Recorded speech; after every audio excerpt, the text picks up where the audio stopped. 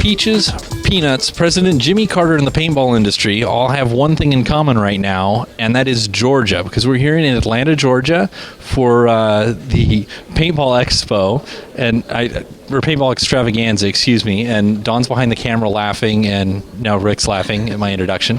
But we're here at the Paintball Extravaganza, which is an industry-only trade conference specifically for dealers and field owners to get a chance to meet with manufacturers and suppliers of products. The man who's put this all together is Rich Chard. Rick, how did Paintball Extravaganza come about? 5 years ago, I got into paintball, never playing paintball, and got a store, and we went into paintball, and there was nowhere to go to learn about an industry that you didn't play in. So through being involved in the general sporting industry, this just kind of evolved as a need I saw as a whole in the industry, a need for the industry, a little different than what the normal paintball player thinks of the term trade show being more of a vendor show than a true industry trade show where you can go and learn. And how many manufacturers do we have exhibiting here this weekend? This year we've got just about 60 manufacturers here. And attendees? We are attendees. We're guessing around 260 right now, and we still got tomorrow to go, and which equates to a little over 500 people. And then also, this isn't just trade show. There's also training. People are getting factory certification for marker repair. You've got classes in how to run a business program, how to market your paintball field, all sorts of things. How many different workshops are going on here? We've basically, I don't know the exact count, but we've got 7 classrooms going, 8 hours a day for 3 days. Some of the classes are running each day. Some of them are just 1 or 2 days. Some of them are 1 day. A lot of seminars maybe are 1 day. So definitely a lot being learned here then. Yeah. I mean, I'd say 3/4 of the classes right now are filled, if anything, maybe a little over capacity. So. And this is the second year for the show? This is actually the 5th year. Or 5th year. I'm sorry. That's all right. You moved. You 1 year was Springfield, Illinois, the first year, and then we've been in Atlanta for 4 years. This is the first year at this hotel, but we've been here for 4 years now, so this is our 5th anniversary. Fantastic. Well, let's head out to the rest of the show and see what some of the new products are. We're here with Ron Goldblatt from Tippman. Ron, what have you guys got new that's here at the show? Actually, we've got quite a bit. We have a lot of things happening here. We're trying to really grow the business for paintball in general. We're trying to get more traffic to the fields, more traffic to the dealers, and also get more products so they can have more sales for themselves. And then one of the big things we've got going on in through here is a new U.S. Army program. We had a great success with the Alpha Black and the whole Army program last year, so we've expanded it this year. We just launched the new Digi-Camo, from the official Digi-Camo from the U.S. Army in our Alpha Black tactical version. We're launching a new paint called Elite Forces, and that's a new mid-grade paint that's going to be available to the dealers around the beginning of March. And we also have a new mask that's going to be available, and that's going to also be shipping in early March as well. And how is that? We're a year into the U.S. Army program that it's cross-promoting between U.S. Army recruitment and paintball. How has that been accepted now that it's been out there? What's the Army's response been? The Army's response has been excellent.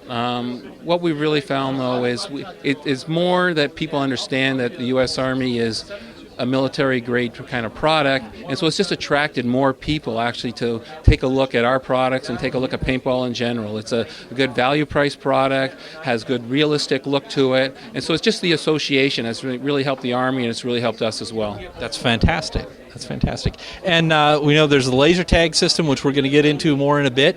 What else is new here at the show? Well, the other thing we're trying to do is we got the U.S. Army's going great, and it hits a wide audience. The other new program we got going is for the X7. We just finished a great program with the 98 Custom where we had a free gas card, and so we're taking that same approach with the X7. The X7 right now is probably the most customizable marker in the industry right now, and we know that the consumers like to upgrade almost immediately. So it's very, very modular, ready to build it right to your own taste, with off-the-shelf parts. That's correct. So what we're going to do, we're going to make that first step real easy. And so for any X7 purchase in the month of March, the consumer can get either a flatline barrel or a response trigger and a mail-in offer. So that's we think it's a good way to kick off the season, creates a little excitement in the dealer store, really hits that core player. If they were trying to decide, should I get it or not get it, this is a great way for them to get started with the X7 and get them started with their first mod for it. Nice. And nice for dealers because it's something that's already on your shelf. You've just added value to it for them. That's fantastic. That's right. And like I said, it's very simple for the dealer. All they have to do for the consumer is just fill out the card. We send it to them directly, no charge. Fantastic. Well, thank you very much, Ron. All right. Thank you. We're here with Dave Brewer from Smart Parts. Hi, Dave. What's your position at Smart Parts? Sales. I've been in sales for 4 years now. I started with Smart Parts probably about 8 years ago. Started manufacturing.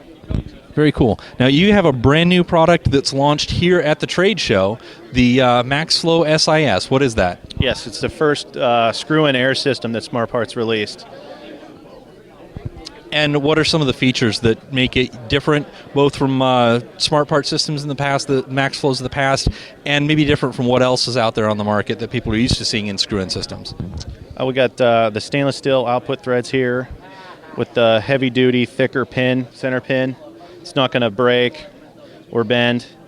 Yeah, the stainless steel, that I have to say that's a throwback. I haven't seen that since the reg I had on my cocker back in the mid-'90s, but it's durable and it lasts. That's a good thing. I've had that reg for years. Yes, and it still have it, and it still works well, and it hasn't ever had a problem with cross-threading. Nope, you won't see a problem with the stainless steel threads.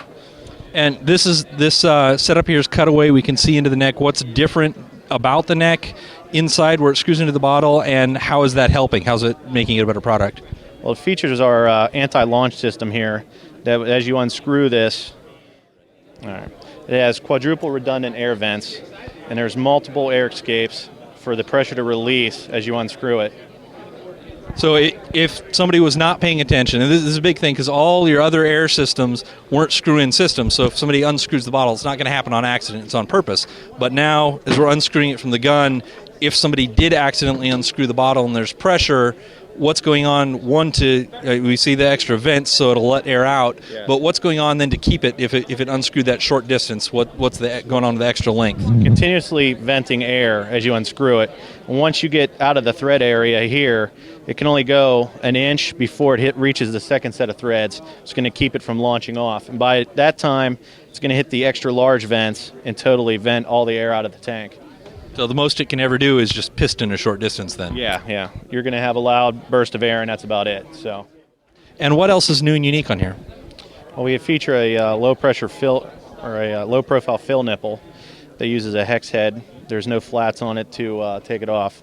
So it also helps when it's keeps it nice and tight and out of the way from your wrist area. It also features high and low burst discs. Now, I've seen a lot of air systems on the market, screw-ins, have only the high-pressure burst disc that's in case the tank is overfilled. What's the low-pressure burst disc protecting for?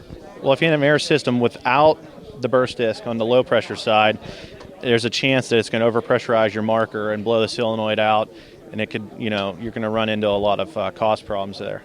So, like, if you had this is extra protection if you had dust causing a leak inside or a ripped seal or something like that? Debris in the tank, anything like that, yeah. With ours, you're going to have a low-pressure relief valve here, and if it bursts for any reason, it's going to be good because it's going to be a lot more safer that way, you'd be able to replace it and be up and running again instantly. So. And a lot less cost, I'm sure, than solenoid or another key part on the paint gun. $5 fix compared to $125 solenoid, you're going to be just protecting your investment. Oh yeah, totally. And how soon can players expect to see these on store shelves? They just started shipping last week, so you expect to see them within the month. Fantastic. Thank you very much, Dave. Not a problem. Take care.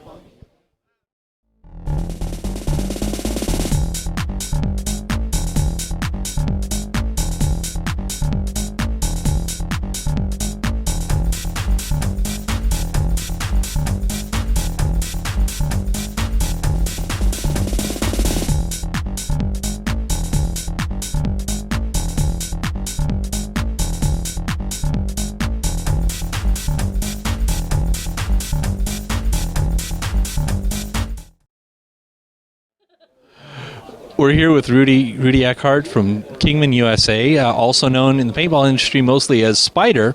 Kingman's got a new brand they're coming out with this year, the Kingman training line, centered largely around two new pistols. What are they?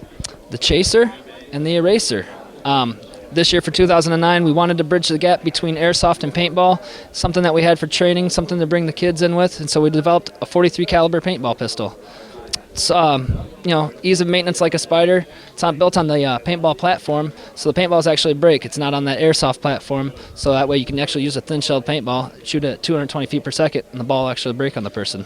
Now, 43, that's a new size. We're used to 68 primarily in paintball. Where are players going to be able to find .43 caliber paintballs? Primarily in the beginning through us. I'm sure once it takes off, everybody else will pick up on it, and all the other paint manufacturers will start bringing in .43 caliber. Rumor is there is a couple people out there right now making it, but nothing that's going to be soft enough shell to get out of this gun. So primarily in the beginning, it will be just through us. Okay. And what are some of the features? Both are based around the same valve system. How do these new markers work? They run on a 12-gram CO2, and it's a 10-round clip. On a 12-gram CO2, you're getting 8 clips, so you're getting 80 shots out of the 12-gram. And they're in separate chambers, so you can change your 12-gram and then not have to dump your 12-gram when you're putting in new paint. Yes, then that's a key. That's something whereas in other models and other people's stuff, it's when you dump the clip, you're dumping all the air, so you're losing all your air. With this, it's actually separate, so you can change the clip, and it still keeps the air in the chamber. So you can run through all 8 clips and still be on the same CO2.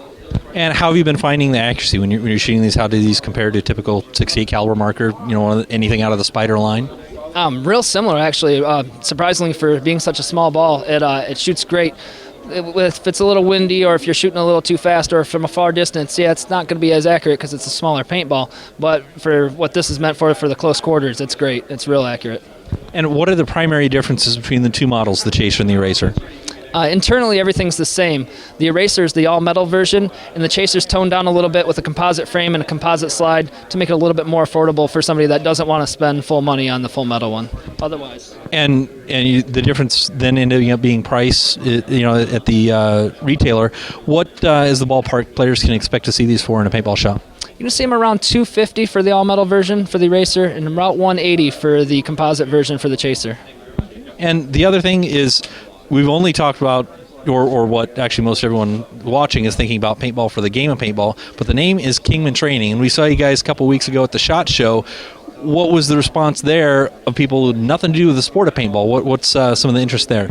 They loved it. They loved it a lot. In the police and military aspect, they like to use paintball for training, but with the 68 caliber paintball, it's a little too messy for them, and it's a little unrealistic for them. Where this being the smaller caliber paintball, it's not as messy. It's more realistic. They're getting more shots per clip. They ate it up. They loved it. The police and military were 110% into it. They loved it right there. They wanted it right away. So I think it's going to be a good thing for us. Well, fantastic. Thank you very much, Rudy. Hey, no problem, Bill. Appreciate it, man. We're here with Gary Gibson from Perfect Circle. We're in the Tiberius Arms booth because Tiberius is distributing a new product from Perfect Circle. And to give folks a little background, because a lot of people don't know you about in the sports side of paintball, but what is Perfect Circle and how did it start? Well, Perfect Circle's been around for about 18 years. The original concept was to build a better paintball for recreational play. We got sidetracked along the way, and we built several different projectiles, some for the Forest Service and projects like that. Our main bread and butter, we built the projectiles for Pepperball, which is a less lethal projectile filled with pepper powder. And we also built a projectile for FN, which is Fabrique Nationale. They're a multinational arms company, and they sell a heavy fin-stabilized projectile for crowd control and that type of stuff. And for the FN 303, which a lot of people in paintball have heard about because it was kind of paintball technology behind it. Correct. And now how is that now merged into something in a projectile for paintball? Yeah, what we've done is we've taken from the FN 303 what the lessons we learned and how that projectile functioned, and we kind of demilitarized it or made it for the public. So it's a recreational paintball that works by the same concepts. It's a aerodynamic fin stabilized projectile. It's not shaped like, it's not only round in the front half, the back is like a cone with fins on it. And as it goes through the air, the fins catch the air and spin the projectile. So it has spin to it like a bullet coming out of a rifle barrel would be. But you don't need rifling the barrel. It's the ball that puts its own spin. Yes, the air actually spins it with the fins on the projectile. And what's good about that is it maintains the spin over its entire flight. It's much more aerodynamic efficient than a regular paintball, where a sphere is a very inefficient shape, and that's why they lose speed so quickly. These projectiles go much farther because they hold their velocity longer. They just don't have the drag that a regular paintball would have. So the effective range is more than double, and the accuracy is probably in the range of 25 times better than a regular paintball. Which is an astounding, huge difference. It's huge. It's a paradigm-shifting thing. It's just you're going from a ball where you could throw it generally in the direction of the person you're trying to hit to something you could, at 150 feet, you could have a scope on your gun, get a guy in your crosshairs, and shoot him with one shot. That's a phenomenal difference. Huge difference. It's going to change it completely. Now, this is being exclusively distributed by Tiberius. That is correct. Is there anything different required for loading and firing this new round? Yeah, all of the Tiberius launchers since day one will be able to upgrade to shoot this projectile. It's going to require a kit that's going to contain a bolt, a barrel, and a clip. With those components, you put them on your gun and it'll shoot the new projectile. That's going to retail for about $150. Should be available in about 30 days. Now, these are actually plastic shelled, and so we're used to seeing gelatin in paintball. And people who've never seen the Perfect Circle paintballs, I had a chance a few years back, actually the first time I met you, taking a look at them in the Right One police training facility, the water-filled Perfect Circle balls. And they have this different characteristics than the gelatin because they're not affected by temperature, they're not affected by humidity, and they can handle pressure fine in a spring-fed magazine, but the slightest high frequency little tap and they shatter. What are some of the other differences? The way I like to explain it is, you think of a potato chip. A potato chip is rigid, it won't flex. That's what our shell is like. It's not springy like a paintball that will flex and bow. As soon as ours moves at all, it breaks. So that it feels hard when you touch it with your hands, but it actually does less damage when it hits you because it breaks more readily than a regular paintball. Fantastic. And how soon can people expect to see this available at their local paintball shop? Projectiles are available immediately, and we're waiting for the kits to be able to launch them. So 30 days is a reasonable amount of time to see them. Fantastic. And one last final question, going into the deep background, how many barrels can you jump? Well, that's a whole other story. That's a different lifetime, but none anymore. Okay, that's good enough. Thanks a lot, Gary. Thank you. Every field has a flag station. This isn't right. I just don't know where they're coming from. They're everywhere. This is wrong. No, something's not right. Something's not right. They're everywhere. I'm so sorry. This is all my fault. If only I'd gone to warpig.com. They have help on tactics and tournament information, and if only I had gone to Warpig. I could have gone to warpig.com. We're here with Tommy Cole. Tom is a big name in paintball. People don't hear his name as much these days, but he's a former president of the NPPL. Been around the sport for many years, playing at the professional level. Before we get into the new league, what's some of your background in the sport? How'd you get started? I just started playing when I was 17. Me and my friends decided to start a team. We created Bad Company. Played for a couple years. We were part of the original 13 teams that went in to create the NPPL. A year later, they elected me president, and I stayed president for about 8 years. Shortly after that, I went to go work for Kingman, so I'm currently the director of sales for Spyder. And now your latest project is the Ultimate Woodsball League. What is that, and how is it kind of like tournaments old and tournaments anew?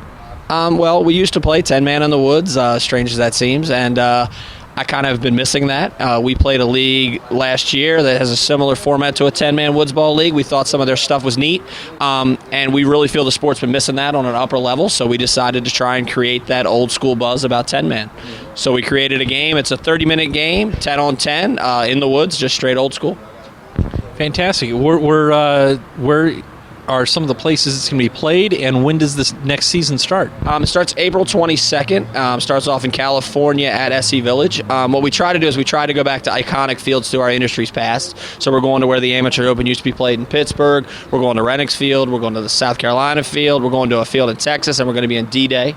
We also have a field in Florida and South Carolina that are on board. And Renix Field, that being Badlands in Chicago. Badlands, yep. It's everyone's favorite field. You know, I got already people saying, I'm going to the door, which only only means something if you've been around for a long time. Exactly. If you've been around long enough, you're watching the old episodes of PigTV, you know the door. You know where the door is, yeah. And one thing that we're doing a little unique is we're using a conference system, so teams don't have to play any more than 500 miles from their original field. You play 2 events. The highest ranking team out of that's crowned a conference champion, cuts down on the cost of the teams, and gives them something tangible they can take back to their sponsors or trying to get sponsorship. Fantastic. So you don't have to travel the whole country to play a season. You don't have to travel the whole country. You can play and win an individual event, or you can play 2 events and win a conference. And what happens then with the final conference winners? Will there be a national championship? This year we're not doing a national championship. We're going to rank all the teams based on how many points they scored their events, and the team that scores the most will be crowned the national champion. Fantastic. And where can folks find out more information about this? You can check us out at playuwl.com. Thank you very much, Tommy. Thank you. We're here with Rick Jensen from Predator Games. Predator Games got a new system that's coming into the paintball market via Tippman. What can you tell us about it? It's paintball without the paint. What's going on? Paintball without the paint, without the pain. So what this allows you to do is take any paintball marker and convert it over to a laser take system simply by screwing on our barrel and then putting the hopper, our electronic hopper, into the hole. When you're done, simply can take this off and you're back to playing paintball again. Now the pluses is right now the economy is bad and everybody's saying, oh, I'm losing customers and everything else. The most important thing you can do as a field is you want to expand your customer base. So most paintball fields, your age is going to be 10 to 12 years old that you can have them on there. Now this is as young as you want. There's no projectile, so there's no insurance requirement. You can have 6-year-olds in there, you can have 8-year-olds in there. You've expanded the base.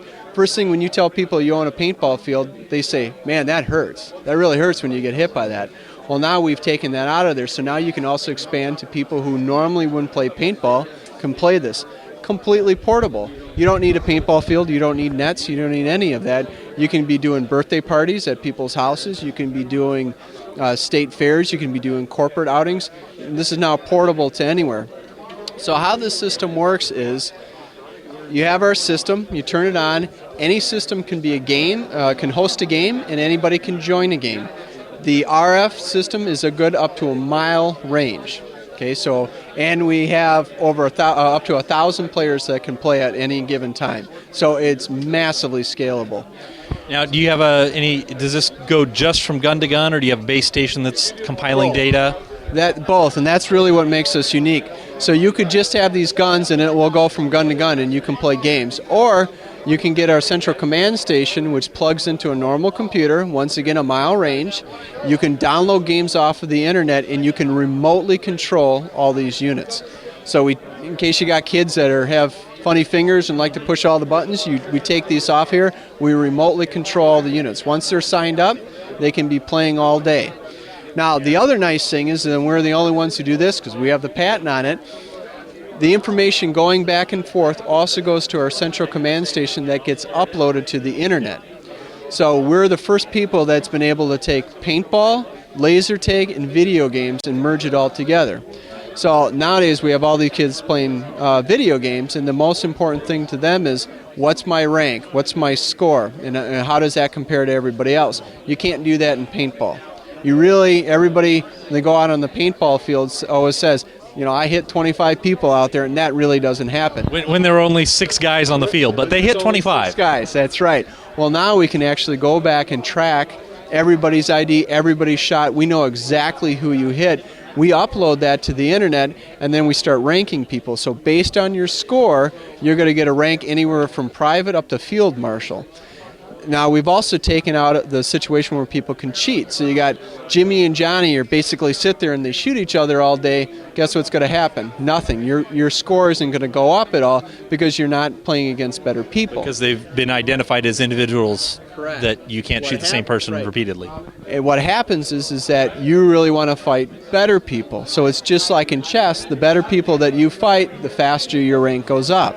And what's going to happen? All kids get addicted to that. They don't want to be, worldwide ranked number 4,952. They want to be 3,500, so they're going to keep coming back in order to get their rank higher. So for a field owner using a system like this, there's an impetus for that return customer because, over the weekend my rank went down. I want to come back and get in some more games this Wednesday and catch up. Right, just like a video game, just like World of Warcraft or SOCOM or any of these games, there is that addiction back there that you don't want to be beat by somebody in Spain playing the same system, because this is a worldwide network that we developed. Every single individual paintball field will be a part of this, and all those scores are uploaded so that you can rank and see truly who is the best in the world. Now, functionally, as far as the equipment, what kind of range do these have to compare to a paint gun? And I notice there's air vents. Are these with or without air on the gun? How does that work? Well, we have two different versions. We have this, which is called our Eagle Eye system.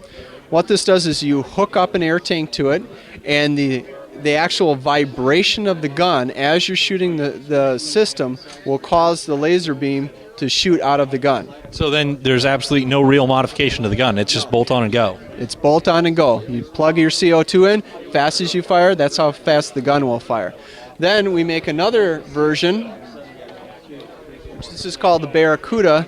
What we've done is we've taken a Tippman 98 Platinum, we've taken all the guts out of it, we've wired it directly to the switch. This is a much lighter gun. You don't need air. The sound effects are obviously digitized. It's not the air popping, but it's a much lighter system. So we always recommend that people start out with the Eagle Eye, because you can take your existing assets of the guns you have right now and convert them over. But if you start noticing that you're having younger kids and they're having a problem with the weight, you can go over to the Barracuda system, and it will work right along with these systems. Fantastic. Well, thank you very much. All right, thank you.